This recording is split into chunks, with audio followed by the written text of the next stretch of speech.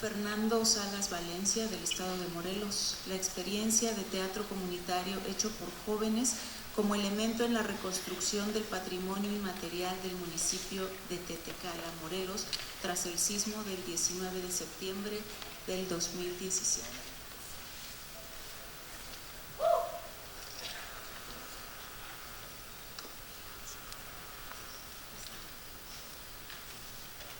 Cuando quieras. Sí, ok. Hola, ¿qué tal? ¿Cómo están todos? Bien. Bueno, pues mi ponencia es un poquito extraña, la verdad.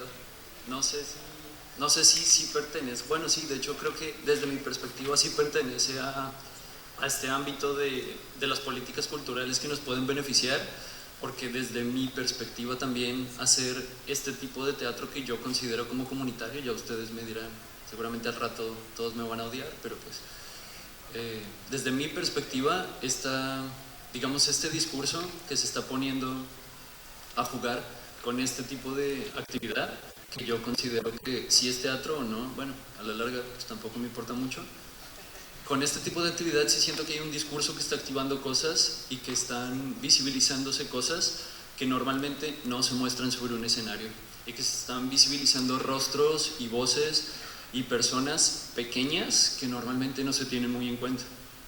Mi ponencia se llama así, bueno, todo eso que dice aquí, pero realmente lo que yo hice fue un montaje con jóvenes de un municipio de Morelos. El municipio se llama Tetecala.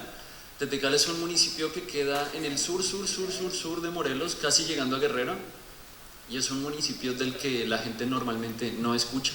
Y cuando uno escucha, bueno, estando en Morelos, cuando uno escucha de este municipio, más se tienen en cuenta, digamos, las tasas de embarazos a temprana edad y las tasas como de violencia en la que participan jóvenes. O sea, no somos conocidos por tener indicadores positivos en referencia en el estado y tampoco en la zona centro. Entonces, el trabajo que yo, en conjunto con Arely García Arellano, que es la coautora de esta ponencia, intentamos hacer, fue un trabajo a partir de algo que nos pasó en 2014. Bueno, yo no soy mexicano, yo soy bogotano. Llego a México en 2014 y empiezo a hacer trabajo comunitario en este municipio, al que llego casi que por casualidad. Cuando yo llego me doy cuenta de que sí hay un índice y un margen de violencia brutal. Yo empiezo a hacer talleres como de introducción a las artes. Me doy cuenta de que a nadie le importa la introducción a las artes. Me doy cuenta de que a muy poca gente le interesa que sus hijos aprendan a pintar o a hacer teatro y esas cosas, pues porque cuando estás preocupado porque hay un toque de queda después de las 8 de la noche, la verdad te vale madre que está pintado o no está pintado, ¿no? Entonces empezamos a darnos cuenta de que en este espacio donde estábamos trabajando, pues sí había una necesidad de que se activaran otras cosas, porque la comunidad lo estaba pidiendo, pero no era una petición que se pudiera hacer en voz alta, porque es uno de esos lugares donde no todo se puede decir.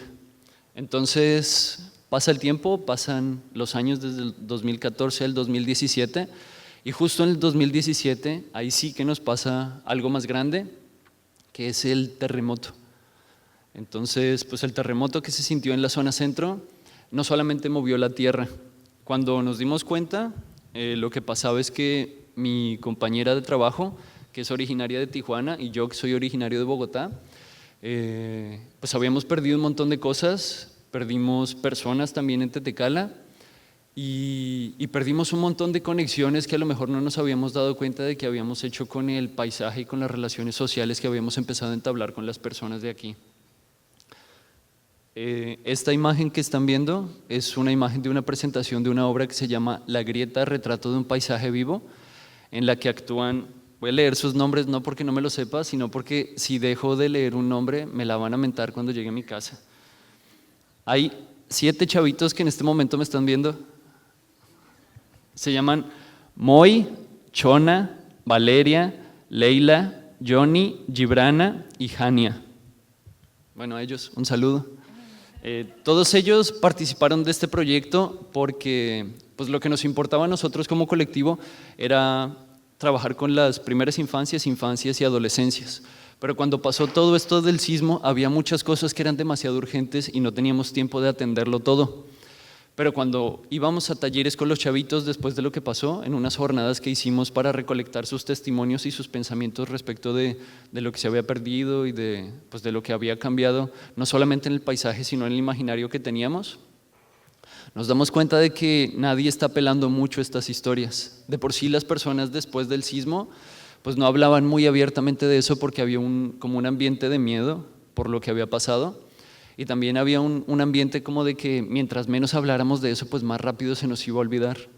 Pero a nosotros se nos hacía bien importante no solamente que no se olvidara, así como no se deben olvidar muchas cosas que pasan aquí en México y como no se deben olvidar muchas que nos pasan a nosotros en Morelos. Entonces pensamos que el sismo era una oportunidad para hacer memoria de lo que estaba pasando, porque si trabajábamos de la mano con estos chavitos, a lo mejor cuando ellos recordaran y el hecho de que ellos obligaran a recordar a otras personas muchas cosas que pasaron, podría ser un camino más viable para el duelo que nada más pues, hacernos como que no pasó. ¿Sí podrías, Tim? Bueno, esa que está ahí es una casa que queda justo detrás de la presidencia de Tetecala. Ese era el panorama más o menos que teníamos después del 19 de septiembre. Los días que siguieron fueron días de salir e ir a la casa de tu vecina para ver qué pasaba y darse cuenta de que tu vecina, a lo mejor ya no tenías vecina y si la tenías, pues a lo mejor ya no tenía casa. Tetecala tiene una particularidad y es que es un pueblo muy, muy viejo, casi desde la revolución ya había gente ahí haciendo casas y haciendo otras cosas. Y Tetecala es un pueblo que literalmente significa donde hay casas de piedra. Entonces la piedra que había era el adobe, y el adobe en el terremoto fue lo primero que se cayó. Esas personas que vivían en esas casas pues eran personas mayores, entonces todas las casas viejas les cayeron a las personas viejas del pueblo viejo.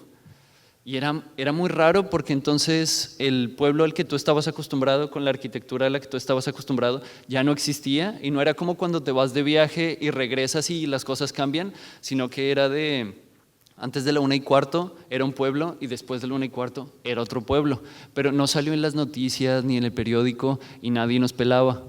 Entonces, pues yo traigo esa foto como no tanto por el afán de morbo de chale, pobre casa y pobre la gente, sino porque pues, realmente eso era lo que era y es todavía lo que se sigue viviendo porque sigue así. ¿Sí le puedes? ¿Sí? A nosotros nos pasó una cosa antes del sismo y era que una fundación nos dio en comodato ese lugar que era la Casa de Artes y Oficios de Tetecala y bueno, pongo la foto ahí porque justo nuestro taller de teatro ahí nació y cuando se cayó la casa se cayó nuestro teatro. Entonces pues se me hace significativo porque la manera en la que nosotros nombramos al grupo es Casa en el Aire, porque después de eso nadie nos volvió a prestar una casa, nunca. Una señora nos prestó su patio y por eso pudimos hacer la obra que hicimos, pero pues el ayuntamiento estaba ocupado en otras cosas, ya no había teatro en Tetecala, ya no había Casa de la Cultura, pues todo valió, ¿no? Entonces el nombre de nuestro grupo es justo lo que no teníamos, o más bien lo que se esfumó, lo que quedó en el aire. ¿Sí? Esa es la Casa de Artes y Oficios por dentro, como para que vean que de verdad no quedó casa. Y lo que sí nos pasó, y lo que creo que pasó con muchas personas que vivimos en el centro del país, es que cuando la tierra se movió, como que la gente que nunca se mueve también se empezó a mover. Bueno, la gente que no se ayudaba comúnmente empezó a entablar como lazos de solidaridad que se me hacen bien importantes de resaltar. ¿Por qué? Porque para nosotros no solamente era una oportunidad de reconstruir el patrimonio simbólico, sino de reconstruir esos momentos en los que la gente que no se hablaba se empezó a hablar y se empezó a ayudar. ¿Sí? ¿Le picas, por favor?